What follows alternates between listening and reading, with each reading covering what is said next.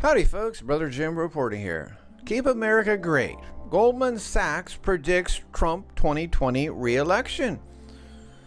Goldman Sachs predicts a Trump 2020 re-election triumph in a comprehensive report released on Saturday. The Goldman Sachs report says President Trump has a narrow electoral advantage heading into 2020. Yahoo Finance reported President Donald Trump holds a narrow electoral advantage heading into 2020, according to Goldman Sachs, with his chances buoyed by a resilient U.S. economy and a crowded Democratic field in which a clear front-runner has yet to emerge. In a comprehensive report released late Saturday, the investment bank gave its preliminary thoughts on a general election that's still more than a year away. While Trump's re-election is far from assured, Goldman's economists believe the president is bolstered by the advantage of a first-term incumbency and the relatively strong economic performance in what is sure to be a close call election. And moving on. As anonymous cyber attacks are continuing against the Ecuadorian government websites over arrest of Julian Assange.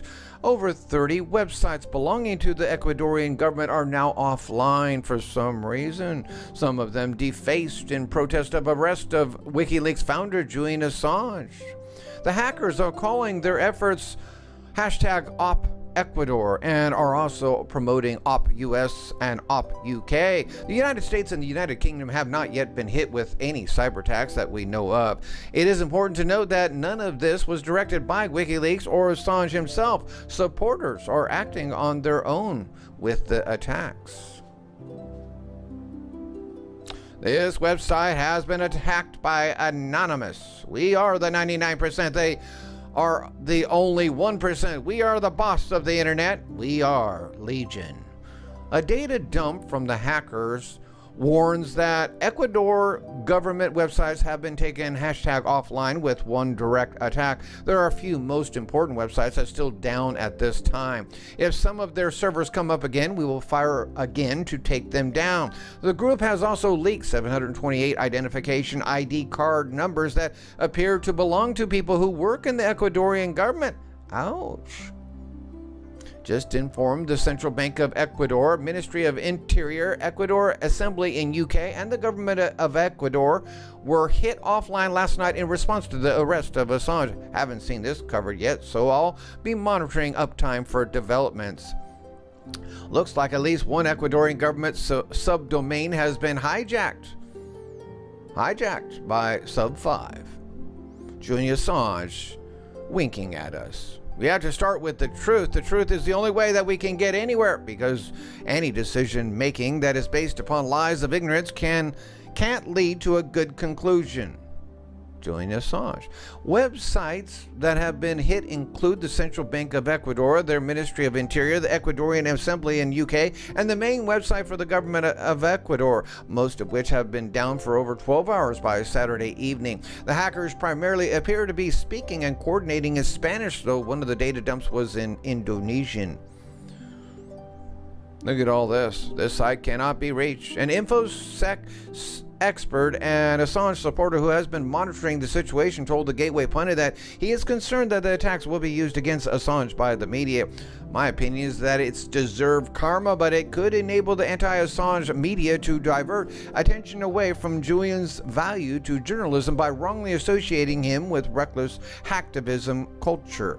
He also expressed concern about there being collateral damage between the large data dumps that are being posted online.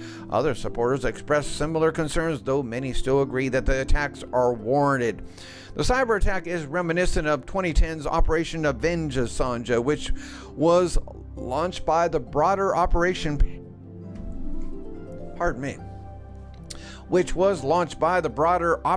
Payback effort. The movement led to hacktivists hitting companies such as PayPal, PostFinance, MasterCard, Visa, and others who had blocked services to WikiLeaks with a distributed denial of service attack, or DDoS attack. This is when a website is flooded with fake traffic until it crashes and goes offline. It was estimated that roughly 10,000 people participated in the DDoS attack, but 14 protesters were raided and indicted. Anonymous hackers has also threatened to disrupt British government websites if Assange was extradited to, or were to be extradited to Sweden for flimsy, or I think that's supposed to be flimsy sexual assault investigation that was later dropped. And just lately, just came in, pro-WikiLeaks hackers warn UK government, free Assange or chaos is coming for you. This is the latest. The anonymous hackers who spent the weekend knocking Ecuadorian government websites offline have turned their attention to the United Kingdom, issuing a warning for the British government to free Assange or chaos is coming for you.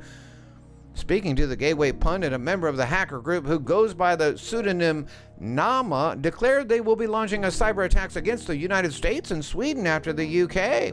None of this was directed by WikiLeaks or Assange himself. The hackers say they are acting on their own as an act of protest.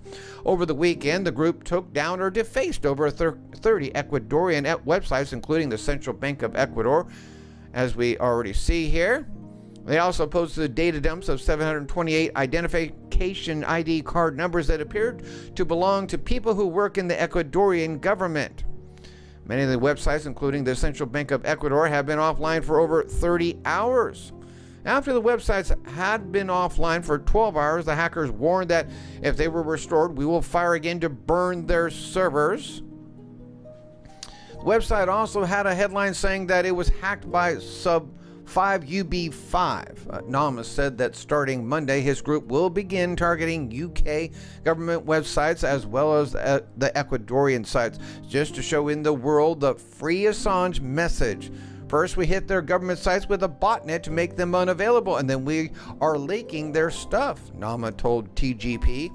Asked what their ultimate goal is with the hacks, Nama said, our attacks are just like the riots at the streets with the police, but it's more powerful, but because we can damage the government more, we can make them lose a lot of money. Responding to they have a specific message for President Donald Trump, the hacker asserted that Trump is a troll. He can't hold the U.S. nothing more for him. As far as UK officials go, Nama said that UK is like the U.S. We have sent already message in UK.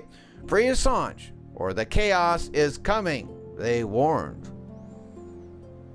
Tomorrow, we will start hitting the government of United Kingdom websites. Prepare for the chaos. We are Legion. The cyber attack is reminiscent of 2010's Operation Avenge Assange, we already read. Now, in this DDoS attacks, 14 people were indicted and ultimately sentenced to misdemeanors over the cyber protests. They are now known as the PayPal 14. The Gateway Pundit asked Nama if the hackers were worried about eventually being caught in the same way, and they boldly asserted that they are not. I'm not worried because I'm doing it for the freedom and for the people. We are not criminals, Nama said. Criminals should worry about getting caught. People like us should not get worried. The data dumps are written in both Spanish and Indonesian, so I asked if there are multiple groups, if they are all working together. Nama explained that Anonymous doesn't have as many people as it used to in the days of the PayPal 14, but that there is a small group creating operations and other groups are joining in. Ooh. Thank you for listening. Now, folks, you know what I think of medicinal marijuana from the THC psychedelic side of it, but the facts are cannabis industry has been unleashed by our president when he signed into law the 2018 Farm Bill legalizing medicinal marijuana into federal law. President Trump realizes the benefits of medicinal marijuana and its need to be researched at the federal level. So this has opened all kinds of sides of the industry to be explored as this industry continues to grow at a phenomenal rate. The fact is, cannabis industry is a very lucrative industry.